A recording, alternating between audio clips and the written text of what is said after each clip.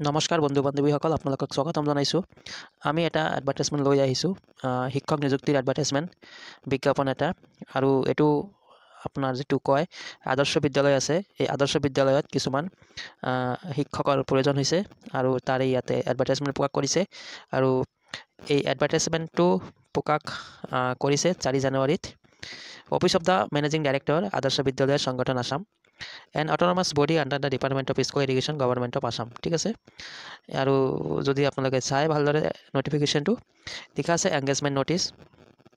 The Adarsh Vidyalaya Sangathan Assam invite online application from eligible candidates who are permanent residents of Assam for filling up of different categories of vacant position of teacher, computer instructor and laboratory assistant for Adarsh Vidyalaya of Assam in the prevailing pay structure as admissible for Adarsh Vidyalayas. The nature of engagement shall be purely contextual for a period of 11 months only. ইয়াতে লিখিছে contextual হ'ব আৰু এই কণ্টেক্সচুৱেলটো 11 মান্থৰ কাৰণে হ'ব আৰু which may be extended subject to satisfactory annual performance. আৰু যদি বিচাৰে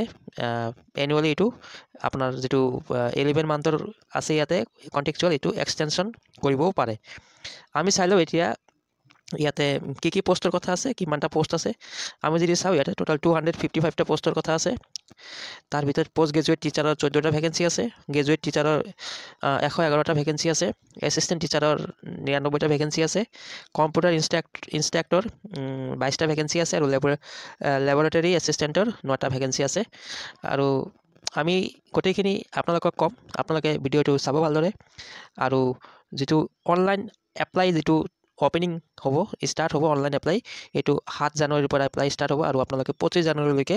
এইটো এপ্লাই কৰিব পাৰিব। আৰু এপ্লাই কৰাৰ কাৰণে আপোনালোকে এইটো যিটো ৱেবছাইট আছে https://avsassam.gov.in, এইটো ৱেবছাইটত গৈ আপোনালোকে অনলাইন এপ্লাই কৰিব পাৰিব 7 জানুৱাৰীৰ পৰা। আৰু পোষ্টবিলাক আমি ভালদৰে যদি চাওঁ, ডিটেইলছ যদি আমি চাব বিচাৰোঁ, তেনেহ'লে যদি চাওঁ পোষ্ট গ্ৰেজুৱেট টিচাৰ যিটো ইংলিছৰ টিচাৰ হয়, তাতে 4টা ভেকেঞ্চি আছে। পোষ্ট গ্ৰেজুৱেট টিচাৰ ইকনমিক্সৰ কাৰণে 1টা ভেকেঞ্চি আছে। পোষ্ট গ্ৰেজুৱেট টিচাৰ পলিটিকেল চায়েন্সৰ কাৰণে 2টা ভেকেঞ্চি আছে। পোষ্ট গ্ৰেজুৱেট টিচাৰ ছ'চিয়লজিৰ কাৰণে 1টা ভেকেঞ্চি আছে। পোষ্ট গ্ৰেজুৱেট টিচাৰ জিঅ'গ্ৰাফিৰ কাৰণে 1টা ভেকেঞ্চি আছে। পোষ্ট গ্ৰেজুৱেট টিচাৰ হিষ্টৰীৰ কাৰণে 3টা ভেকেঞ্চি আছে। মেথামেটিক্সৰ কাৰণে 1টা ভেকেঞ্চি আছে। বায়'লজিৰ কাৰণে 1টা আছে। আৰু যদি চাওঁ গ্ৰেজুৱেট টিচাৰৰ ছায়েন্সত 1টা ভেকেঞ্চি আছে। নহয়, গ্ৰেজুৱেট টিচাৰৰ ছায়েন্সৰ কাৰণে 53টা ভেকেঞ্চি আছে। আৰু আৰ্টছ গ্ৰেজুৱেট টিচাৰৰ কাৰণে 47টা ভেকেঞ্চি আছে। আৰু হিন্দী গ্ৰেজুৱেট টিচাৰৰ কাৰণে 11টা ভেকেঞ্চি আছে। আৰু এছিষ্টেণ্ট টিচাৰৰ কাৰণে ছায়েন্সত 50টা ভেকেঞ্চি আছে আৰু এছিষ্টেণ্ট টিচাৰ আৰ্টছৰ কাৰণে 49টা ভেকেঞ্চি আছে। কম্পিউটাৰ ইনষ্ট্ৰাক্টৰৰ কাৰণে 22টা ভেকেঞ্চি আছে আৰু লেবৰেটৰী এছিষ্টেণ্টৰ কাৰণে 9টা ভেকেঞ্চি আছে। তো আমি এতিয়া চাম কোৱালিফিকেশ্যনসমূহ কি বিচাৰিছে, কেনেদৰে চিলেকশ্যন ক্ৰাইটেৰিয়া কি হ'ব। ইয়াতে আমি যদি কোৱালিফিকেশ্যনসমূহ চাওঁ,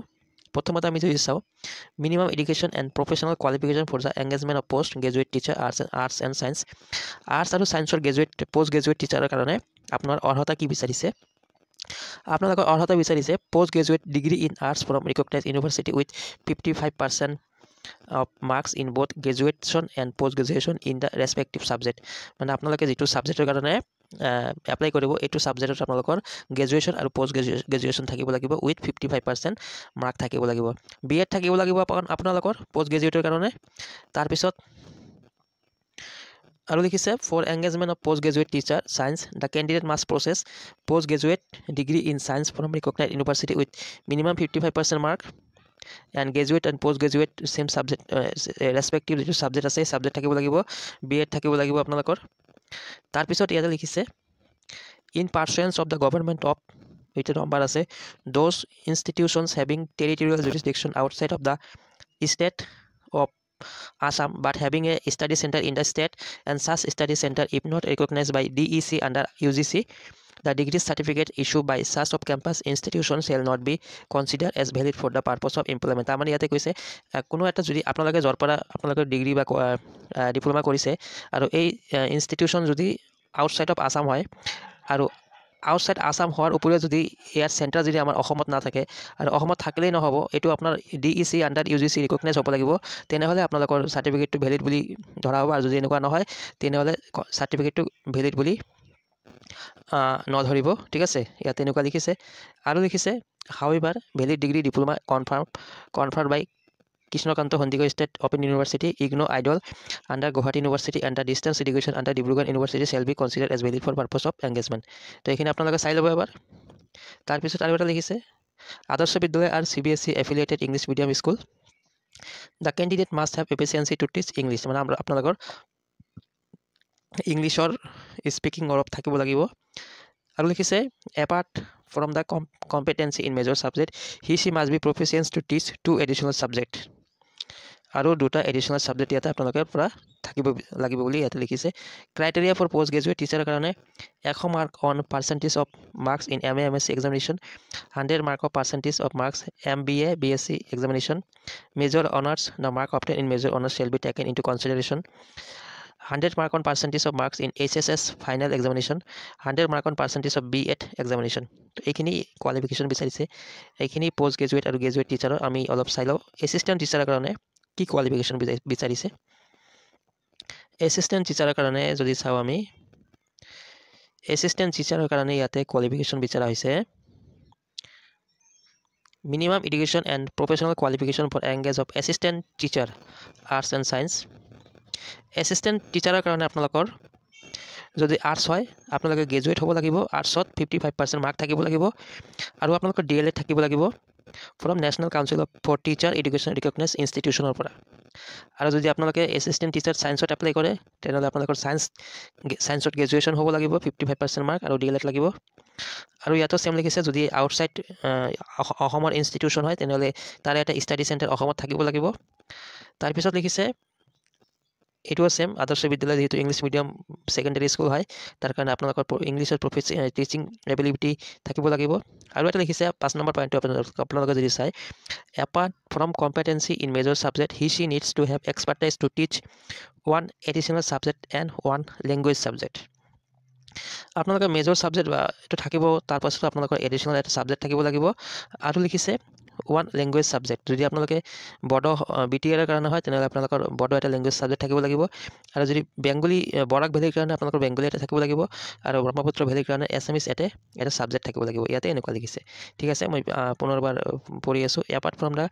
কম্পিটেঞ্চি in major subject he needs to have expertise to teach 1 additional subject and 1 language subject ঠিক আছে মানে আপোনালোকৰ টিচিং এবিলিটি থাকিব লাগিব এডিশ্যনেল ছাবজেক্টৰ কাৰণে আৰু 1 লেংগুৱেজ ছাবজেক্টৰ কাৰণে BTR কাৰণে বড়ো বৰাক ভেলীৰ কাৰণে বেংগলী আৰু ব্ৰহ্মপুত্ৰ ভেলীৰ কাৰণে এছামিছ এটা থাকিব লাগিব এইখিনি ক্ৰাইটেৰিয়া আছিলে আৰু যিটো এছিষ্টেণ্ট টিচাৰ আছে আৰ্টছ আৰু ছায়েন্সৰ এইটো সিলেকশ্যন প্ৰচিডিউৰ কি হ'ব 100 marks on percentage of mark in BA BCom BSc examination in case of major honours the mark obtain major honours shall be taken into consideration 100 marks on percentage of marks in SS final examination 100 marks on percentage of marks in DLED final examination এইখিনি আপোনালোকৰ সিলেকশ্যন procedure সিলেকশ্যন criteria আৰু এই মাৰ্কৰ ওপৰত ভিত্তি কৰি আপোনালোকৰ merit list প্ৰকাশ কৰা হ'ব কম্পিউটাৰ ইনষ্ট্ৰাক্টৰৰ কাৰণে আপোনালোকৰ MCA বা MSc IT টেকনলজিত পাছ কৰা হ'ব লাগিব এইখিনি এবাৰ আপোনালোকে ভালদৰে চাই ল'ব তাৰপিছত আপোনালোকে এপ্লিকেশ্যন ফিজ এটা সাবমিট কৰিব লাগিব যেতিয়া আপোনালোকে অনলাইন এপ্লাই কৰিব যদি আপোনালোকে পোষ্ট গ্ৰেজুৱেট টিচাৰৰ কাৰণে এপ্লাই কৰে 350 টকা এটা অনলাইন পেমেণ্ট দিব লাগিব গ্ৰেজুৱেট টিচাৰ হ'লে 200 টকা এছিষ্টেণ্ট টিচাৰ হ'লে 150 টকা কম্পিউটাৰ ইনষ্ট্ৰাক্টৰৰ কাৰণে এপ্লাই কৰিলে 100 টকা আৰু লেবৰেটৰী এছিষ্টেণ্টৰ কাৰণে আপোনালোকে 100 টকা এটা ফিজ পেমেণ্ট দিব লাগিব আৰু ইয়াতে লিখিছে medium of instruction except language subject shall be English মানে লেংগুৱেজ ছাবজেক্টৰ বাহিৰে গোটেইকেইটা ইংলিছত থাকিব আৰু লিখিছে post category wise separate merit list will be prepared for each category of the post দিছে not less than 18 years and not more than 40 years as on 1st January 2025 এই 1st January 2025 হিচাপত 18 বছৰৰ তলত হ'ব নোৱাৰিব আপুনি আৰু 45 বছৰৰ ওপৰত আপুনি হ'ব নোৱাৰিব that will have to apply separately for each district post and will have to deposit application fees for all applied district and position separately আপোনালোকে বেলেগ ডিস্ট্ৰিক্টত এপ্লাই কৰিব পাৰিব আৰু বেলেগ ডিস্ট্ৰিক্টত এপ্লাই কৰাৰ কাৰণে আপোনালোকে বেলেগকে ফিজটো দিব লাগিব মানে পেমেণ্ট দিব লাগিব the eligible candidate shall apply online in the official website এইটো ৱেবছাইটত গৈ আপোনালোকে অনলাইন এপ্লাই কৰিব আৰু লিখিছে no offline application shall be accepted মানে কোনো অফলাইন এপ্লিকেশ্যন ইয়াতে একচেপ্ট কৰা নহ'ব 12 নম্বৰ পোষ্টৰ যদি আমি চাওঁ 12 নম্বৰ পইণ্টটো reservation is not applicable selection will be purely on merit basis তাৰমানে ৰিজাৰ্ভেশ্যনৰ চিষ্টেম ইয়াতে নাই এইটো সিলেকশ্যনটো পিউৰলি মেৰিট বেচিছত হ'ব আৰু এপ্লাই কৰাৰ সময়ত আপোনালোকে ডকুমেণ্ট কি আপলোড কৰিব লাগিব আৰু ডকুমেণ্ট কেইটা আপোনালোকে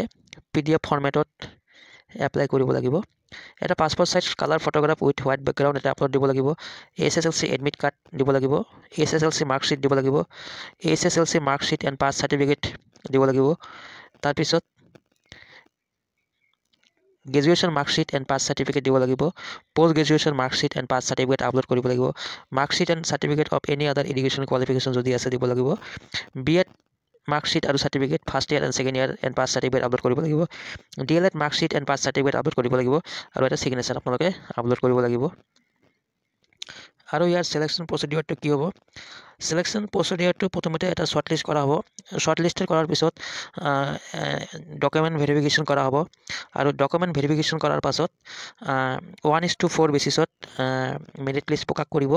1:4 এটা পোষ্টৰ এগেইনষ্টত 4জনকে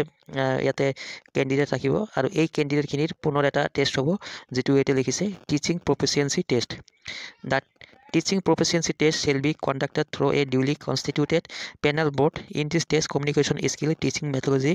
etc. of the candidate shall be tested. তাৰমানে প্ৰথমে এটা শৰ্ট লিষ্ট ওলাব কেণ্ডিডেটৰ তাৰপিছত ডকুমেণ্ট ভেৰিফিকেশ্যন হ'ব ডকুমেণ্ট ভেৰিফিকেশ্যনৰ পাছত এটা মেৰিট লিষ্ট ওলাব 1:4 ৰেচিঅ'ত